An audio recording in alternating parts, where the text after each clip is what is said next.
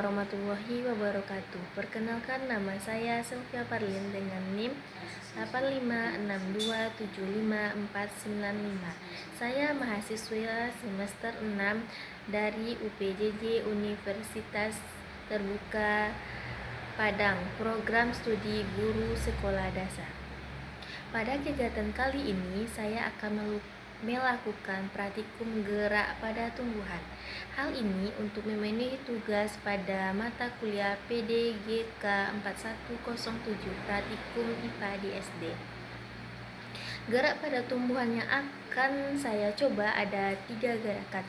Yang pertama gerak seismonasti, yang kedua gerak niktinasti, yang ketiga gerak geotropisme negatif. Baiklah, yang pertama itu pengertian tentang gerak seismonasti.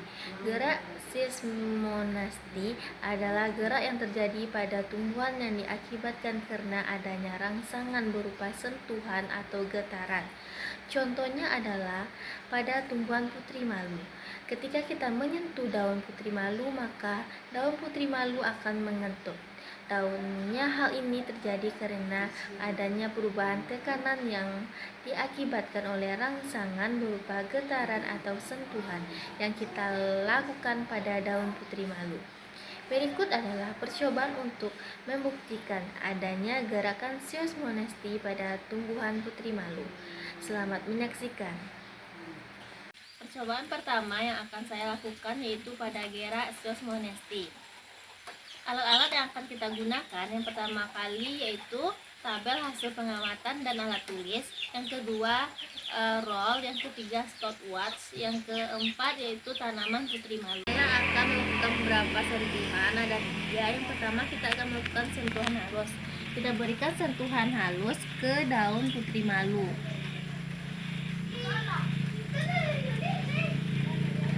Baik, sama-sama kita lihat daun putri malu mengecup. Kita lihat berapa waktunya daun putri malu mulai kembali lagi seperti daun semulanya. Waktu yang diperlukan untuk daun putri malu supaya kembali mekar yaitu 3 menit 35 detik. Baiklah, ya, sentuhan kedua saya akan melakukan sentuhan sedang. Coba kepada daun putri malu ini, sentuhan sedang.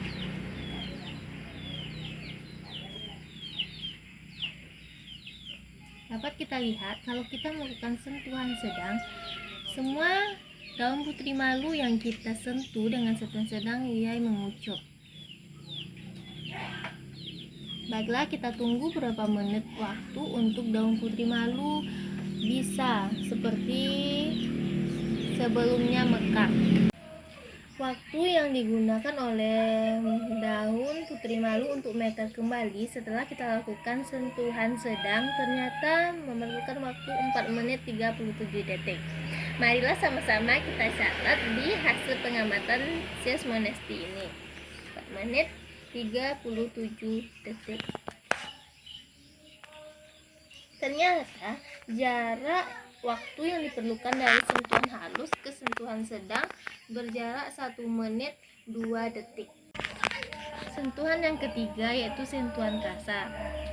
Kita akan melakukan sentuhan kasar menggunakan roll ini terhadap daun putri malu.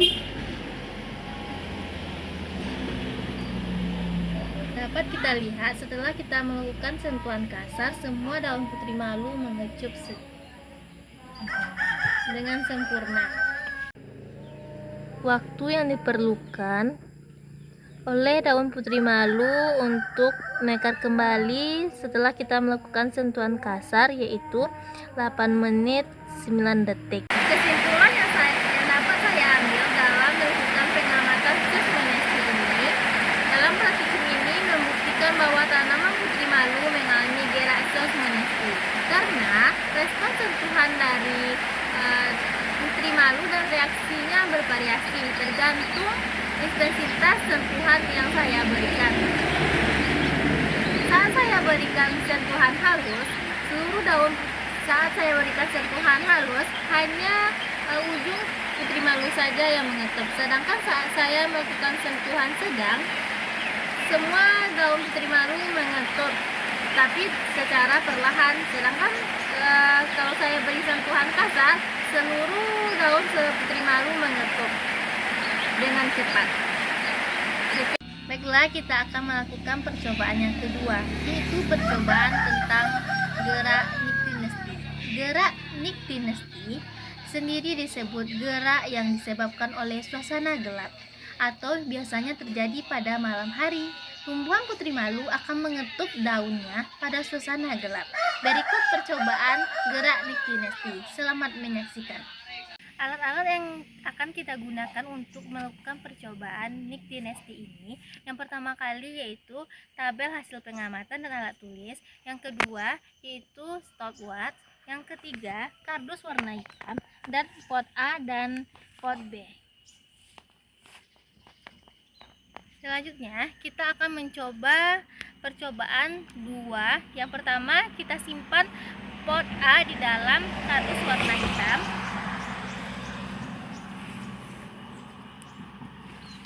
Kita coba simpan pot A di dalam kardus warna hitam. Jangan sampai kena putri malunya. Dan kita biarkan pot B mengenai cahaya. Bagaimana hasil selanjutnya? Kita tunggu berapa menit kemudian.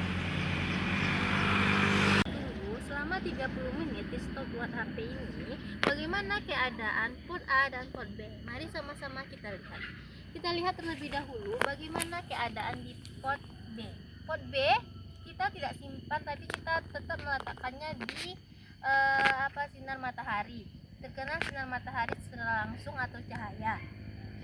Keadaannya daun mekar dengan sempurna,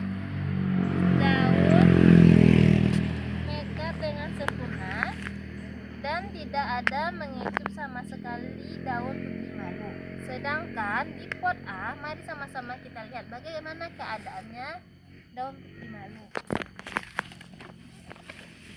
Keadaan daun putri malu yang kita simpan di dalam kardus warna hitam, dapat kita lihat semua daun ternyata mengecup dengan sempurna.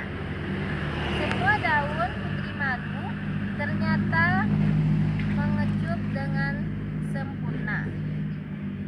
Jadi dapat kita simpulkan bahwa daun putri malu yang disimpan di dalam kardus warna hitam mengalami gerak Nyctinasty, sedangkan pot B yang kita tidak simpan dan kita kena cahaya tidak mendapat gerak Nyctinasty. Selanjutnya kita akan melakukan gerakan yang ketiga, yaitu gerakan geotropisme negatif. Di gerakan geotropisme negatif ini kita membutuhkan alat-alat. Yang pertama kali tabel hasil pengamatan, yang kedua biji kacang hijau, yang ketiga air putih, dan yang keempat pot A dan pot B. Sebelum kita melakukan penanaman, sebaiknya kita lubangi terlebih dahulu di bawah pot.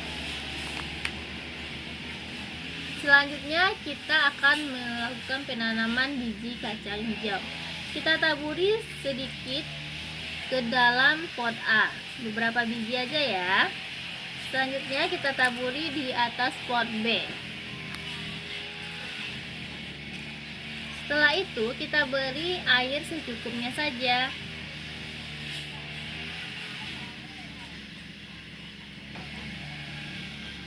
Kita tunggu perkembangannya selama 1 minggu ya.